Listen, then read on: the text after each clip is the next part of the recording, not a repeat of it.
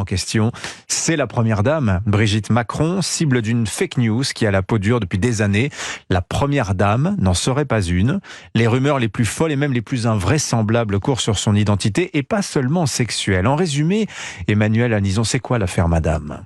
Je me suis pris des foudres, y compris par des gens de la défense à qui j'ai dit cela, des militaires, des personnes dans les services français. Donc j'en suis restée là jusqu'au jour où il y a une vidéo de Natacha Ray qui a mis en avant son très bon travail. Elle a fait un très bon travail d'investigation. C'est très possible en effet que ce soit Jean-Michel Trogneux. D'autant qu'on a plein de preuves qui sont mises en avant, qu'on ne trouve plus le fameux Jean-Michel. Alors, à ce qu'il paraît, il y a des gens qui sont obnubilés par le genre de la première dame française, Brigitte Macron. C'est encore quoi cette polémique, honnêtement? C'est encore quoi cette tendance? En tout cas, ça m'a fait rire. Brigitte Macron est née en avril 1953. C'est vrai que ça contraste beaucoup avec Macron qui est né en 1977. Ça fait 24 ans d'écart. C'est chaud quand même de se marier avec une femme qui a 24 ans de plus que toi. Non, c'est beaucoup. C'est sa mère, littéralement. Brigitte Macron, anciennement Trogneux, ayant exercé en tant que professeure de lettres avant de prendre sa retraite, elle assume également le rôle de présidente de la Fondation des hôpitaux depuis 2019. En juin 1974, Brigitte Trogneux se marie avec André-Louis Osière. Le couple a 3 enfants. Leur union prend fin lorsque Brigitte Macron rencontre Emmanuel Macron, qui était le camarade de classe de leur fille, et donc par ricochet l'élève de Brigitte. C'est fort quand même comme mouvement. Non, c'est fort. Écoutez donc l'origine de cette affaire qui voudrait que Brigitte Macron, la femme d'Emmanuel Macron, le président français, soit en réalité un homme qui se soit transformé en femme, donc en soi un transgenre. C'est quoi l'affaire Madame ?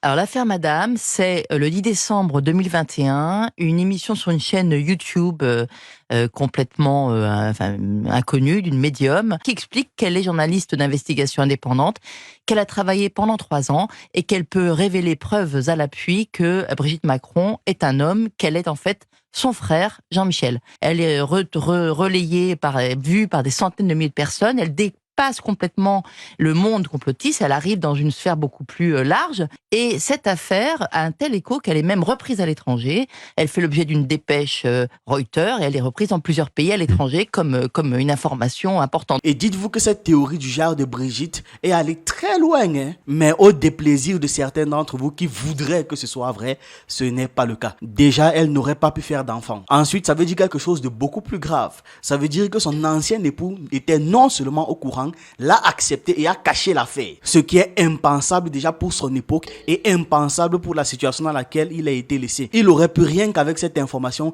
gâcher toute la campagne présidentielle de Macron. On est d'accord là-dessus. Mais comme je dis, c'est surtout la mentalité de son époque qui n'aurait pas permis cela. Les dérives actuelles étant beaucoup moins prononcées à l'époque où ces gens ont grandi, donc forcément, il allait casser le truc très vite. Donc globalement, il y a certains comportements ou certaines choses qui ne serait pas passé en fait.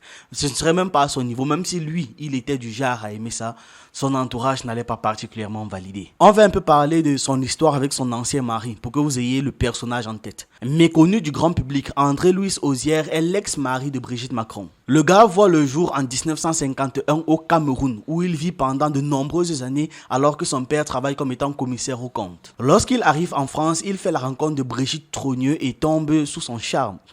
C'est peu de le dire. Le couple se marie avant de s'installer à Strasbourg où il a été muté. L'année suivant leur mariage, en 1975 si je ne me trompe pas, ils accueillent leur premier enfant Sébastien. 2 ans plus tard, il devient parent d'une fille, Laurence, rapidement suivie par la naissance de leur seconde fille, Tiffaine. Au début des années 80, la famille s'installe à Amiens où Brigitte Osière fera donc la rencontre d'Emmanuel Macron 10 ans plus tard. À l'époque, c'est sa professeure de français et de théâtre. Son élève lui déclare son amour, elle refuse toute relation en raison de leur différence d'âge. Et à l'époque, il était encore mineur. Et surtout parce qu'elle était mariée. Au fil des années et après une longue séparation entre Macron et Brigitte, dont ils ne se côtoyaient plus, ils succombent à leur attirance. Donc Brigitte et André-Louis Osière se séparent. Ce dernier s'installe à Paris où il travaille pour la banque Crédit Nord. En octobre 2020, Tiffaine Osière révèle au magazine Paris Match que son père André-Louis Osière est décédé en décembre 2019. Sérieusement, une personne qui arrive à avoir 3 enfants est au moins une femme.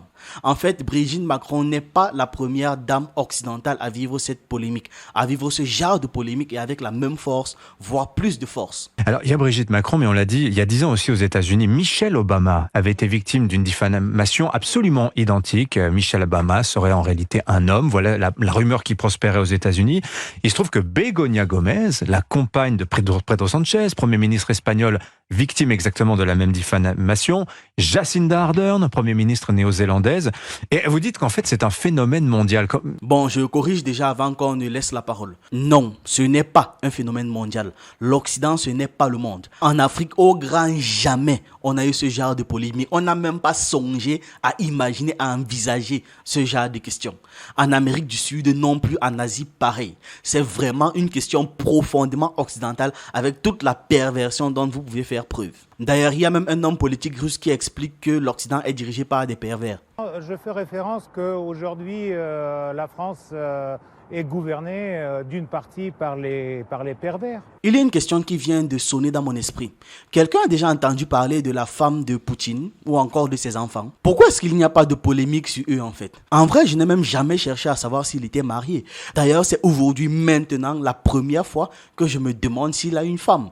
Bon, il a une femme, fonction l'oblige, mais je ne m'étais jamais posé la question. Bref, maintenant, laissons la dame de Europe 1 répondre à la question du journaliste. Tacha, mais vous voyez bien que puisqu'il y en a partout, en fait, entre guillemets, des rumeurs comme ça, ça veut bien dire qu'on est juste face à une défiance générale vis-à-vis des politiques. Elle me répond non, ça veut dire qu'il y a des trans à la tête des États partout. Les gens sont même allés jusqu'à prendre et interviewer un profiler psychologique dont le métier se rapproche des personnages de la série Esprit criminel pour que cette personne, Nadine Touzeau, prouve par profilage psychologique que la première dame française est un homme. Tribune libre, j'accueille avec plaisir Nadine Touzeau, profiler. J'aurais voulu vous poser la question, Nadine Touzeau. Dès 2016, vous avez eu des doutes sur un personnage public. De qui parlons-nous? Vous m'avez dit Brigitte Macron. Absolument. Je l'ai dit, absolument. Donc, en effet, oui. Non, je n'ai même pas eu de doute. Je savais que c'était un homme. Je le savais, je l'ai dit à mon entourage qui m'ont rigolé au nez. Qu'est-ce qui vous faisait penser ça? Son comportement. Donc c'est une personne qui ne se tient pas comme une femme, qui a des signes de plutôt masculin, mais qui a un visage quand même assez fort, hein. Une carrure assez imposante, une taille quasiment pas existante, des hanches extrêmement fines, des jambes fines qui sont plus galbées masculines que féminines, et des très grands pieds, par exemple. Et puis certains signes qui sont apparus dans sa façon d'être, de se tenir, de se contenir, aussi beaucoup de malaise en fait. Il y a beaucoup plus de malaise, il n'y a pas de naturel, non, de fluidité dans ses mouvements, toujours chercher à être au plus apprêté en fait dans sa façon, dans sa posture. Il n'y a pas comme si elle était toujours, il était toujours sous tension, à faire attention à sa façon de bien croiser les jambes, à sa façon de bien se tenir, à sa façon de bien porter son sac. Et puis on voit des photos où ça ne l'a pas fait. Donc elle a encore plus, je sais plus comment dire, fait encore plus attention pour être encore plus près d'une femme. Mais ça ne fonctionne pas du tout. Les cheveux aussi sont très interpellants parce que c'est toujours la même coupe, la même coiffure, et d'ailleurs dernièrement on a vu une photo où on voit bien le bord de la perruque. C'était à Versailles, avec l'événement de Versailles, qui ont reçu donc Charles III. Qui n'a pas fait le baisement à Madame Macron. Et en plus, voilà, exact, il n'a pas fait le baisement à Madame Macron. C'était très drôle de voir cela. Puis après, évidemment, par la suite, parce que là on était en 2016 quand j'ai découvert ça, donc il n'y avait pas assez d'éléments. Par la suite, alors j'ai aussi observé, puisque c'est mon métier de le voir, que Monsieur Macron, dans sa sexualité, n'aimait pas les femmes. C'était très clair. Ça c'est son problème, hein, ça ne me regarde pas. Mais je l'ai vu, puisque c'est mon métier de le voir. Qu'est-ce qui vous fait dire ça précisément? Dans son comportement, toujours pareil. Il a un comportement qui est quelque peu efféminé. Et sa façon de se tenir avec les hommes et sa façon de se tenir avec les femmes. Vous avez beaucoup plus à l'aise avec les hommes. Analysé des vidéos, des photos. J'ai pas besoin de l'analyser. J'ai vu ça passer sous les yeux, je le voyais.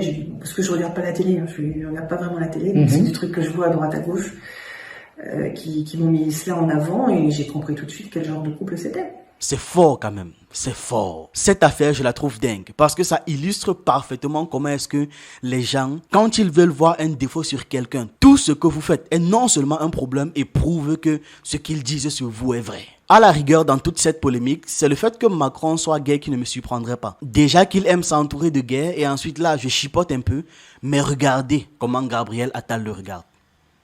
Sérieux, les gars, ils ont un passif. C'est le regard que je fais quand je sais qu'on va se manger avec une fimbi, gars. Non, c'est trop le regard comme ça. C'est trop. Un mec qui regarde comme ça un autre mec, c'est trop. À ce niveau, ce n'est même plus de l'admiration, c'est déjà autre chose. Ou alors, peut-être que je veux aussi voir ce que je veux voir.